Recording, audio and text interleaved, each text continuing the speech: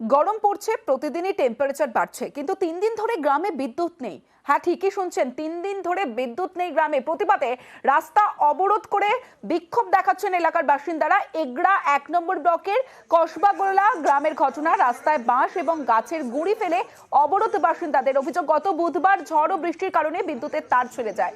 বিদ্যুৎ দপ্তরে জানালেও কোনো ব্যবস্থা নেয়নি বলে অভিযোগ। আর প্রতিবাদে অবরোধ বিক্ষোভ এলাকাবাসীর। যে আমরা আজকে 3 দিন ধরে কারেন্ট পাচ্ছি না, আমাদের পুকুর গড়িয়া নেই, আমাদের বাড়িতে কোনো টিউবওয়েল নেই। আমাদের রমজান মাসে বউ মেয়েরা অন্যর বাড়িতে জল আনতে যাচ্ছে, ঘটি নিয়ে লোক কথা বলছে, বাচ্চা কাচ্চা রাত্রে ঘুমাতে পারছে না, মশা কামড়াচ্ছে। আমরা কারেন্টের বিল দিচ্ছি, আমরা যদি একটা বিল না দিই তাহলে আমাদের এসে লাইন কেটে দিয়ে যায়। যতক্ষণ অব্দি আমাদের লাইনে কাজ না হবে আমরা পদ অবরোধ ছাড়ছি না, ছাড়বো না। এ ব্যাপারে আমরা অলরেডি পঞ্চায়েতের তরফ থেকে স্থানীয় বিদ্যুৎ দপ্তরে খবরটা জানিয়েছি এবং বিদ্যুৎ দপ্তরও জরুরিকালীন ভিত্তিতে তাদের কাজ শুরু করেছে।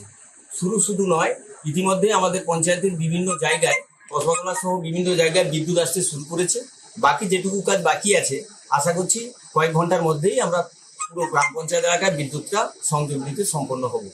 এ ব্যাপারে আমরা পঞ্চায়েতের তরফ থেকে প্রধান সাহেব এবং আমাদের স্থানীয় নেতৃত্বরা বিদ্যুৎ দপ্তরের সঙ্গে যোগাযোগে আছে।